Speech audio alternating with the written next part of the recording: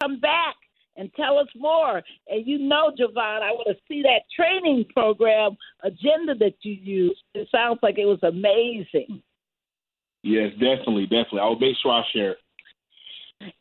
And Weber team, we will see you, talk with you tomorrow during our, meeting of the communications committee. Thank you for everything. Thank you. Yes, our new guests are coming. Well, thank you so much again, Jovan. Thank you so much again, Weber team. Please keep on being the beautiful people you are. Keep on making the change that you're making. We're grateful to you. All right, thank you. Have a good one. Okay, thank you. All right, Daryl, bringing up the second part of the show. Our guests are here. Our guests are here, Barbara. It was so exciting really talking to Weber team and Jovan about their perspective and what's happening down in Florida. We wouldn't have known about this statute, this Confederate statute stuff they're trying to do down there. My goodness. Always trying to take us backwards. But we want to bring up Dy'Lana Hamilton and Kayden Skeete.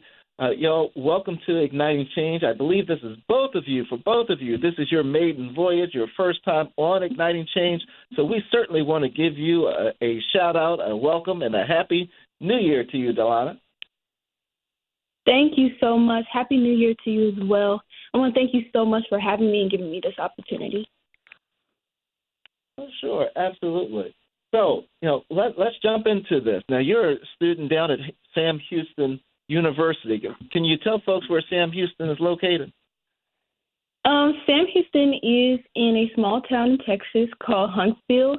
It's about 45 minutes from the outskirts of Houston, like the suburbs area, and like an hour from downtown. So now, what's happening down in Texas? We know a whole bunch is happening down in Texas with regards to voting rights. What are you seeing going on? What's the feeling there on the ground? Honestly, I know that a lot in my college itself, not a lot of motion has been happening amongst the college students. I also know that when rallying these students to come to vote, I remember when NAACP decided to do a march to the polls. It was very difficult to get us to the polling site because they had such a distance that we had to be away from the polling site in order to walk there. It became very difficult to make it to the polling site. As far as anything recently, I haven't heard anything, but I will educate myself. And Dy'Lana, once again, thank you for being on Igniting Change. You are one of our Transformative Justice Coalition Fellows, your class of September 2022. Hey. And you were a freedom rider during our Get Out the Vote campaigns in Kentucky and Ohio in November of 2023. We are grateful for you. I also want to welcome Kayden Skeete. Hi, Kayden. Hi, thank you so much for having me. Kayden, we are delighted that you're on the show. You are also a Transformative Justice Fellow, class of September 2023, and you are a student at North Carolina A&T State University. Hey. One of the few universities in our country, and mighty Greensboro. But you got feet in Georgia. Is that correct? Yes. Yes. So, Skaden, tell us to the same question. What's going on right now? There's a lot going on in Texas because I don't know if Dy'Lana's aware, but that evil attorney general there actually signed on to that brief saying that people shouldn't be able to sue under the Voting Rights Act, and we aren't going to take that. We're going to make him and every other person who signed on to it, all 14 states, accountable.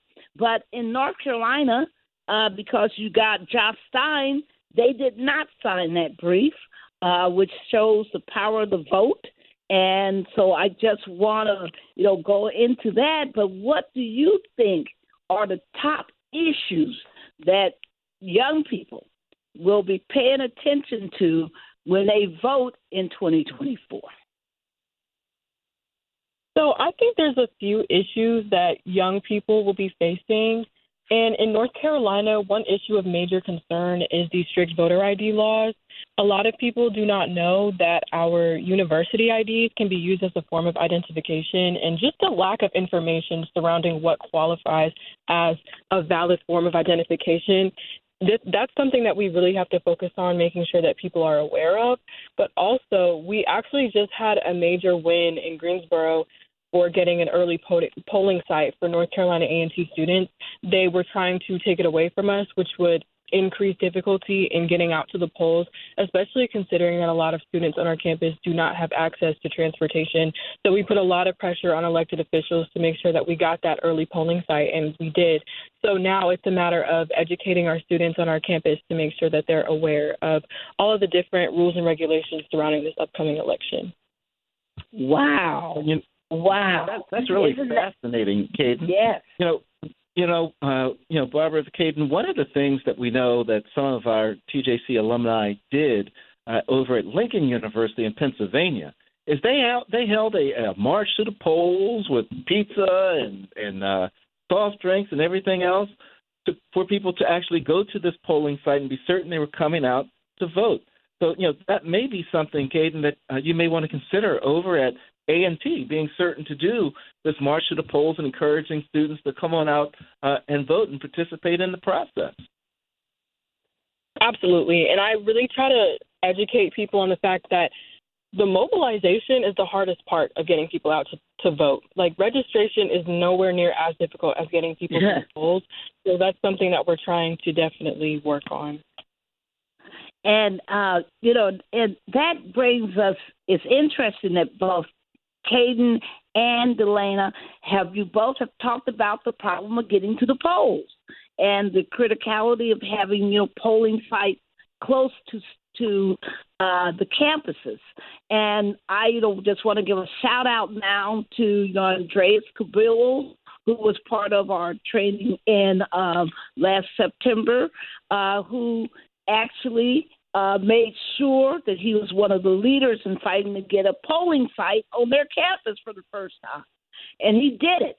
And he's graduated now from college. But it's just a reminder, folks, if you're listening right now and your campus, you're part of a student group, or you're at a campus and you don't have a polling site on campus, that's a problem. You need to be advocating for it, and you need to be thinking about joining our training event coming up on April the 3rd through the 8th in Phoenix, Arizona, where we'll be training 18 to 35-year-olds to become voting rights leaders, to enhance their beautiful leadership skills that they already have to do so much more in this fight for racial justice and voting. Right, Daryl? They can go to tjcoalition.org, tjcoalition.org to apply. You can read all the information. We pay all your expenses. That includes your travel, your room and board, and we also make sure that you get a stipend. And the training is amazing. But let me, stop there, Daryl. No, you're absolutely right, Barbara. It's so important that our young voters get involved and just learn a little more. And that's what this training does. It provides an opportunity for you to not only get paid, but it gives you an opportunity to come.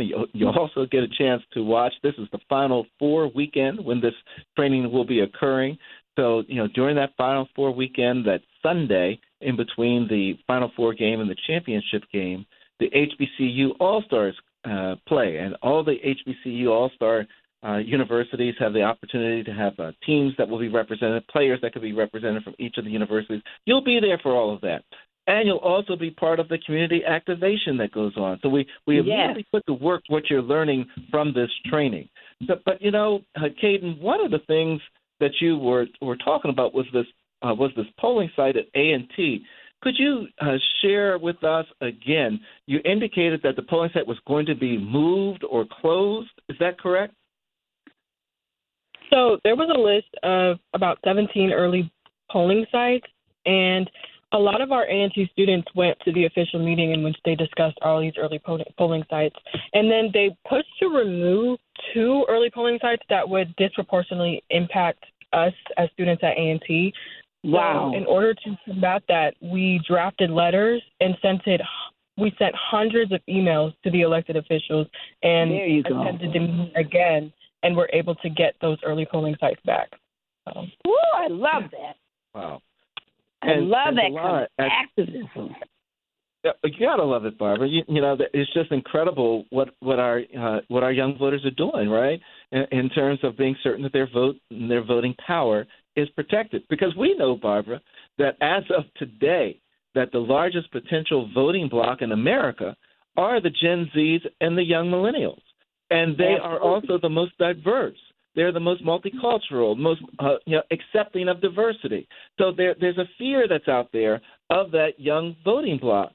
But Dy'Lana, over at Sam Houston, is there a voting site that's on the campus? No, we actually do not have a voting site on campus. But now that I'm hearing that it is possible to get a voting site on campus, I will work with my NAACP chapter, 6816, to start a petition to create one. Also, when we have when we broadcast voting or anything, they never inform the students that, hey, if you're planning to vote here, you would have to change your registration. I feel like a lot of the times they mislead us. They want us to vote, but then they don't inform us, because a lot of us are not from Huntsville. We're from major cities like Dallas, Austin, San Antonio, Houston. Yeah. And so when you live in these cities, you can't vote in Huntsville. You can't even vote for local officials. And so it really just disqualifies your vote, or you have to go all the way back home, which if you live in Dallas is a good 3 hours away. And that's why all the students need to know that they can register and vote where they go to school. They don't have to go all the way back to Dallas. They can re-register in Huntsville during the time that they are residing in Huntsville. And that includes even if you have summer breaks. You still can vote where you go to school. And you use your dorm as your voting address, what's allowed in your state. But everybody, there's a famous case called Sims versus Reynolds that is all about the right of students to register and vote where they go to school. And you have that beautiful right to do so. That's one reason why that's one reason why the 26th Amendment was passed. But we want to just, go back a little bit. I want everyone to understand that TJC, Transformative Justice Coalition, for which Daryl and I are co-leaders, that we have a race and sports project. And part of our belief is that our athletes should use their platforms for social justice. And during this upcoming training, for which you must apply by January 26th, for those who are interested, that training includes interaction with all of those rising athletes who will one day be amazing superstars within the National, Basketball Association, and will also, be leaders in their communities. And so we do a lot of social justice interaction with the HBCU All-Stars. Right, Daryl? Oh, absolutely, Barbara. And we work hand in glove with the HBCU All-Stars organization. And, the folks that are there are just wonderful. We work with the president of the organization. We work with the folks that are participating in the game. we also attend the HBCU All-Star Game. So it's a lot of fun with regards to what we do, but it's also a lot of work with regards to what the folks that are attending are learning. But it's important to note, Barbara and Kayden, I think that you and Dy'Lana both had this experience.